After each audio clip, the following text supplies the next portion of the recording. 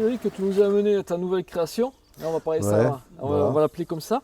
Bon, c'est une magnifique Honda Café Racer. Est-ce que tu peux nous dire à partir de quelle base tu as commencé? Je suis parti sur c'est un Honda 750 1979 que j'ai acheté à un pauvre monsieur qui avait eu une mauvaise aventure avec. Il était tombé, il avait fait tomber des pièces dessus dans un atelier, donc tout l'avant était cassé. Et voilà, je me suis dit je vais partir avec cette base et j'avais un carénage, j'avais pas mal de pièces un peu anciennes courses comme ça. Et donc m'est venue l'idée de faire ce petit café racer comme on appelle. J'ai voulu adapter parce qu'à l'origine, en 79, elles ont des jantes à rayons.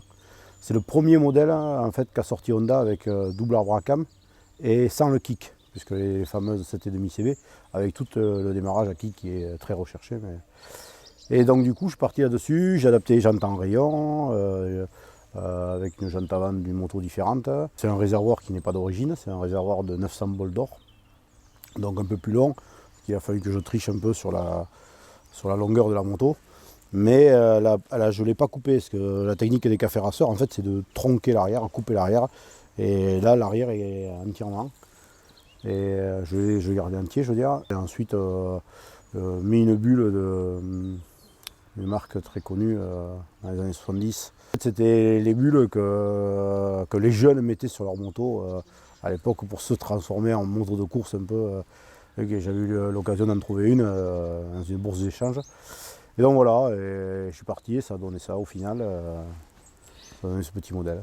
Ouais, alors, c'est un petit historique, les cafés racers, c'est-à-dire que les gars faisaient des courses de café en café Un café, avec, ouais, voilà. avec leur moto trafiquée, et c'est pour ça que ce nom, Voilà, alors ce ils nom est resté. mettaient, c'était la base, ça vient d'Angleterre en fait, le café racer, et ils mettaient un guidon bracelet, c'était minimaliste, ils mettaient qu'un phare, et donc on a gardé cette expression quand la moto est un peu transformée, c'est café racer. Mais là, c'est plus les puristes, ils diront qu'elle est coursifiée, quoi, parce que j'ai viré tous les compteurs, j'ai gardé qu'un compteur central qui fait un compte-tour. Il y a un petit compteur de vitesse quand Oui, même, hein. c'est juste pour l'homologation, hein, c'est vraiment. Ah oui, parce qu'elle est strict légale. J'ai voulu donner cet esprit qui a fait la course et qui est revenu dans le civil après, quoi. C'est une roue avant de Yamaha, De quel modèle? d'un modèle 535 Virago. Ah ouais. Et j'étais surpris par le freinage. Je m'attendais à me faire des frayeurs et non. Le freinage arrière, c'est une jante de super motard. Donc frein à tambour qui freine très bien. Une adaptation en a entraîné une autre, donc il a fallu que je transforme, que je fasse une pièce pour adapter sur la jante afin d'avoir le kit chaîne en ligne, la chaîne en ligne. D'accord. Voilà, il y a plein de petits. Quand ça germe dans le cerveau, ça marche super bien. Mais arrivé dans l'atelier, il y a plein de choses à aligner, à usiner. Ouais, donc tu as fait ton petit ingénieur. Voilà, ouais, si on veut. Par contre, tu as gardé les cale-pieds alors que tu as une selle. Ouais, voilà. Alors les puristes ils diront ouais, mais il a gardé les cale-pieds, cet idiot. Non, c'est voulu. C'est qu'en fait j'ai une deuxième selle en biplace qui permet d'aller profiter à deux de ce petit engin. Voilà, c'est un café racer qui est un petit peu plus civilisé. Voilà, c'est. Ouais. Et les amortisseurs, ils sont très Non, beaux, c'est pas d'origine. Et il a fallu que je mette des adaptables parce que ceux d'origine étaient complètement grippés. Et donc c'était une planche de bois. La fourche, c'est la fourche d'origine par contre. Alors après, je ne m'attaquerai pas du circuit, quoi. C'est vraiment. En fait, c'est l'esthétique qui t'intéressait. Oui, voilà, c'est plus une moto de performance. C'est vraiment c'est une moto pour faire le plaisir, et pour. La tenue de route, quand même, ça va? Ouais, ça va. J'étais surpris. Bon après, voilà, il faut calmer ses ambitions. On peut pas passer comme. Non, mais voilà, c'est justement ce plaisir-là qu'on recherche, c'est de conduire une moto qui a des sensations, qui fait vivre, Les peintures, qui c'est que tu les as fait? Là, les peintures, c'est moi. Après, j'ai Bravo. pris ça, c'est un peu le style Guzzi. Guzzi faisait des selles un peu de course comme ça. C'est exact. Et ensuite, j'ai pris ça, ces lignes, c'est ce qu'il y a sur le réservoir. C'était les lignes qu'il y avait sur les premières 7,5 CB courses, les CR, ils appelaient ça. Mais c'est toi qui l'as fait aussi? Ouais. Voilà. Bravo. Écoute, franchement, c'est magnifique, hein. Bon, évidemment, tu as mis un petit Continental Circus, hein. Ouais, Continental Circus, voilà. Là, à l'époque, maintenant, les gens ils mettent des autocollants sur les 24 heures du Mans. Et à l'époque, en 1970, c'était le Continental Circus. C'était la fameuse course qui a fait rêver voilà. tout le monde, hein. Ah oui, avec ton père.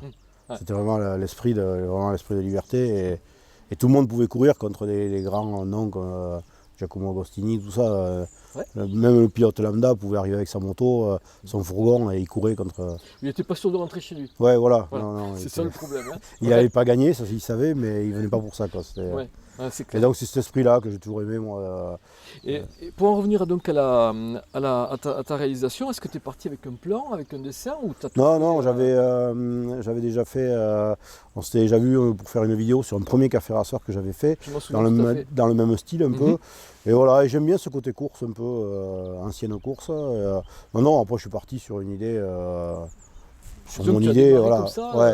Et tu n'as pas fait de plan, mais par contre Non, non. t'as- En fait, moi, Toi, tu je fonctionne, je trouve une pièce, comme la bulle que j'avais trouvée, et je mets de côté, et je pars de ça pour un projet. Et ensuite, je me dis, je vais faire une. Et petit à petit, je cumule les pièces afin d'arriver à mon projet. Et après, le but, c'est de trouver la moto, quoi. Au total, si je cumulais, je pense que j'ai dû mettre 6 mois à faire petit à petit. Voilà, mais c'est un plaisir, voilà, faire travailler la tête et les mains ensemble, il n'y a rien de mieux, quoi. Quand tout fonctionne de pair, on oublie tout, c'est un exutoire, c'est un plaisir, quoi. Quand les gens, ça leur plaît, que d'être arrivé à ce but, c'est ça. Là, tout le monde s'arrête, me demande quel modèle c'est, de quelle année. Oui, on arrive. t'es fier Ouais, oui, on est fiers, oui. de connaître. Il y a une fierté, parce que c'est sûr que si les gens passaient en rigolant, en faisant comme ça, non. Voilà. Non, là, on C'est toi, s'arrête, on me Frédéric. demande. Ça fait 3 ou 4 fois qu'on me demande si elle est à vendre, qu'est-ce que j'en fais. Donc voilà, je sais pas. De toute façon, je les garde pas. Je les garde pas parce que je veux partir sur d'autres projets et j'essayais pas trop m'y attacher pour justement continuer. Je peux pas me permettre toutes les garder non plus parce que. Enfin, celle-là, tu l'as gardée déjà depuis un petit moment. Ouais, ça fait un Donc, petit moment que je me possible suis. qu'elle reste un peu à la maison. Ouais, ça fait un moment que je m'y suis attaché et voilà. Mais après, je sais que j'ai d'autres idées en tête aussi, donc. Donc on se verra pour un prochain projet. Voilà, pour un prochain Merci, projet. Fredo. Merci à toi, Pascal.